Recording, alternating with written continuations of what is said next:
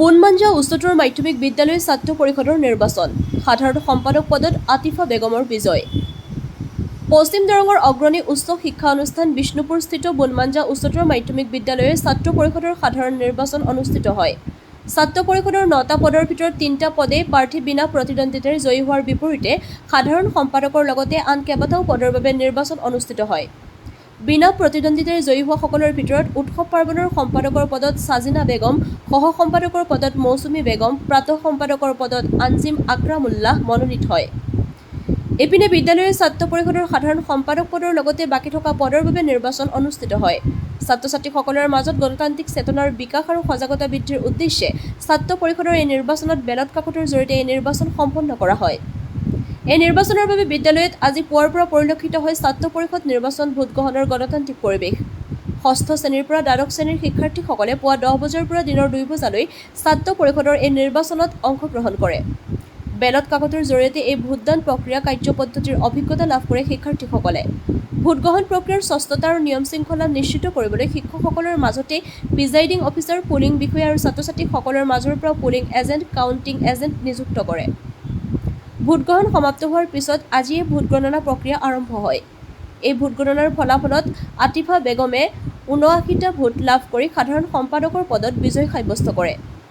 এই একেই পদতে মাছি আলমে ৭২টা ভোট আৰু নাৰ্গিছ খানমে ২৮টা ভোট লাভ কৰে। একেদৰে ভ্ৰমণ বিভাগত আতিউৰ ৰহমান, খেল বিভাগত বিচিক আলী, সমাজসেৱা বিভাগত মুস্তাকিন আহমেদ, প্ৰাতঃ সভাৰ সহকাৰী সাধাৰণ সম্পাদক হিচাপে বিজয় সাব্যস্ত কৰে মিনাজুল আলীয়ে। এই নিৰ্বাচনক কেন্দ্ৰ কৰিয়ে প্ৰাৰ্থীসকলৰ সমৰ্থকসকলে আতচবাজি ফুটাই আনন্দ উল্লাস কৰা পৰিলক্ষিত হয়। দিবাকৰ বৰুৱাৰ ৰিপৰ্ট, AIN লাইভ। মই ৭ম শ্ৰেণীত পঢ়োঁ। মই উৎসৱ পাৰ্বণৰ সাধাৰণ সম্পাদিকা হিচাপে ভোট খেলিবলৈ আগবাঢ়িছিলোঁ, কিন্তু মই বিনা প্ৰতিদ্বন্দ্বিতাত মই ভোট জয়যুক্ত হ'লোঁ। সেয়ে মোৰ বাবে বহুত বহুত ধন্যবাদ। আপোনালোককো ধন্যবাদ জনাইছোঁ। আকৰামুল্লাহ, মই ক্লাছ 8ত পঢ়োঁ। মই প্ৰাতঃ সভাৰ সম্পাদক হিচাপে মনোনয়ন দাখিল কৰিছোঁ, কিন্তু মোৰ প্ৰতিদ্বন্দ্বিতা কিছু অসুবিধাৰ বাবে মোৰ লগত ভোট নেখেলিলে আৰু মই বিনা প্ৰতিদ্বন্দ্বিতাৰে জয়যুক্ত হৈছোঁ। ধন্যবাদ। মোৰ নাম মিছ মৌচুমী বেগম। মই এখন বিদ্যালয়ৰ সাংস্কৃতিক পদত প্ৰতিদ্বন্দ্বিতা কৰিছিলোঁ আৰু মোৰ লগত প্ৰতিদ্বন্দ্বিতা কৰা আৰু এগৰাকী আছিল। মই 94টা ভোটত আজি জয়যুক্ত হৈছোঁ। উদ্দেশ্য হৈছে এই বিদ্যালয়খনৰ সাংস্কৃতিক পদটো বিকাশ কৰি নিবলৈ, ভালদৰে সুচাৰুৰূপে চলাই নিবলৈ, সকলোৱে যাতে অনুষ্ঠানত আগভাগ লৈ সকলো দিশটো সাংস্কৃতিক দিশটো আগুৱাই নিবলৈ। নমস্কাৰ, মোৰ নাম মহম্মদ ঋষিক আলী। মই ক্লাছ 12ত পঢ়োঁ। মই আমাৰ বিদ্যালয়ৰ এই নিৰ্বাচনত মই খেল সম্পাদকৰ পদত মনোনয়ন পত্ৰ দাখিল কৰিছিলোঁ আৰু মই খেল সম্পাদকত আজি জয়লাভ কৰিছোঁ। বিদ্যালয়ত টোটেল 179টা ভোট আছিল, তাৰে ভিতৰত মই 99 ভোট পাবলৈ সক্ষম হৈছোঁ। এতিয়া আমি দেখা পাওঁ যে সকলো ল'ৰা ছোৱালী পঢ়া শুনাত আগবঢ়া নহয়, যে খেলা ধূলাৰ জৰিয়তেও যে মানুহ উন্নতি সাধন কৰিব পাৰে, তাৰ বিষয়ে আমি স্কুলত সেইটো পৰ্যালোচনা কৰিম আৰু লগতে আমাৰ এই বিদ্যালয়ৰ বহুতো প্ৰতিভা থকা ছাত্ৰ ছাত্ৰী আছে, সিহঁতে গোটেইখিনি খেলাৰ সা সুবিধা দিবলৈ চেষ্টা কৰিম। মহম্মদ আতিউৰ ৰহমান, মই ক্লাছ 12ত পঢ়োঁ। মই এই ভ্ৰমণ পদত সম্পাদকত কৰিছিলোঁ, এই প্ৰতিদ্বন্দ্বিতা কৰিছিলোঁ। সেয়েহে মই মুঠ 91টা ভোটত জয়লাভ কৰিছোঁ। গোটেইখিনিয়ে সুবিধা দিম ভ্ৰমণৰ পদত, যিহেতুকে আমাৰ ল'ৰা ছোৱালীখিনি ঘৰত খুবেই অসুবিধা, সেইটোৰ কাৰণে যিখিনি পাৰোঁ মই সহায় কৰিম। আহমেদ, মই ক্লাছ 12ত পঢ়োঁ। মই সমাজসেৱা বিভাগত মই প্ৰতিদ্বন্দ্বিতা কৰিছিলোঁ। মই 97টা ভোটত জয়লাভ কৰিছোঁ আৰু মই আমাৰ ছাত্ৰ ছাত্ৰীৰ যিটো অসুবিধা কিন্তু মই মোৰ কাৰ্যৰ দ্বাৰা মই সিহঁতক আগুৱাই নিম বুলি আশা ৰাখিছোঁ। মিনাজুল আলী, মই প্ৰাতঃ সভাৰ সহ সম্পাদক হিচাপে নিৰ্বাচন খেলিছিলোঁ। মই 100টা ভোটত জয়যুক্ত হৈছোঁ আৰু প্ৰাতঃ সভাখন ভালদৰে আগবঢ়াই নিবলৈ চেষ্টা কৰিম। আমি সাজিনা বেগম, মই দ্বাদশ শ্ৰেণীৰ ছাত্ৰী। মই উৎসৱ পাৰ্বণৰ সম্পাদিকাৰ পদত প্ৰতিদ্বন্দ্বিতা কৰিছিলোঁ, কিন্তু মোৰ বিপৰীত প্ৰতিদ্বন্দ্বিতা কোনো নকৰিলে, সেয়েহে মই বিনা প্ৰতিদ্বন্দ্বিতাত জয়যুক্ত হৈছোঁ। মই এই বিদ্যালয়ৰ উৎসৱ পাৰ্বণসমূহ শান্তি শৃংখলাভাৱে কৰি নিম বুলি আশা কৰিছোঁ। নমস্কাৰ।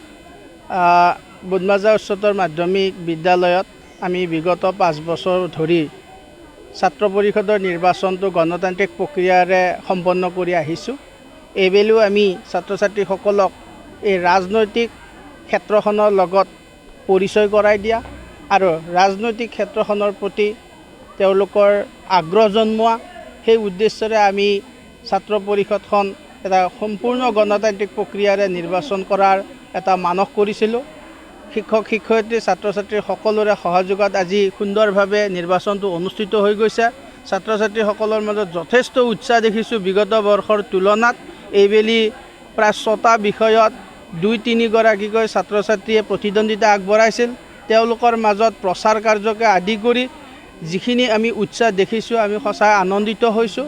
আৰু ছাত্ৰ ছাত্ৰীসকলে এই নিৰ্বাচন বা এই গণতান্ত্ৰিক প্ৰক্ৰিয়াটো কি বস্তু তাক উপলব্ধি কৰিবলৈ সক্ষম হৈছে বুলি মই ভাবিছোঁ। ইয়াৰ জৰিয়তে নিশ্চয় ছাত্ৰ ছাত্ৰীসকলে সমাজ সেৱাৰ এটা মনোভাৱ তেওঁলোকৰ গ্ৰহণ কৰিব, তেওঁলোকে বুজিব সমাজত কি ধৰণে আগুৱাই যাব লাগে। গতিকে এই স্কুলীয়া জীৱনৰ পৰাই যদি এনেধৰণৰ কথা বতৰাবিলাকত তেওঁলোকক আমি জড়িত কৰাওঁ, নিশ্চয় কলেজীয়া জীৱনতো তেওঁলোকে সেই ধৰণে আগবাঢ়িব আৰু এটা সময়ত বহল সমাজখনৰ একো কৰি ভাল সমাজকৰ্মী, সমাজ হিতৈষী ব্যক্তিত পৰিণত হ'ব বুলি আশা কৰিয়ে আমি এই প্ৰক্ৰিয়াটো আৰম্ভ কৰিছিলোঁ। এই প্ৰক্ৰিয়াটো খুব ভালদৰে পৰিচালিত হৈ আহিছে আৰু হৈছে। আগন্তুক দিনতো যাতে আমি উন্নত ধৰণে এই নিৰ্বাচন কাৰ্যটো ছাত্ৰ ছাত্ৰীসকলৰ মাজত এৰি দিব পাৰোঁ, কৰিব পাৰোঁ, তাৰ আশা ৰাখিছোঁ। ধন্যবাদ। নাম মিছ আতিফা আহমেদা।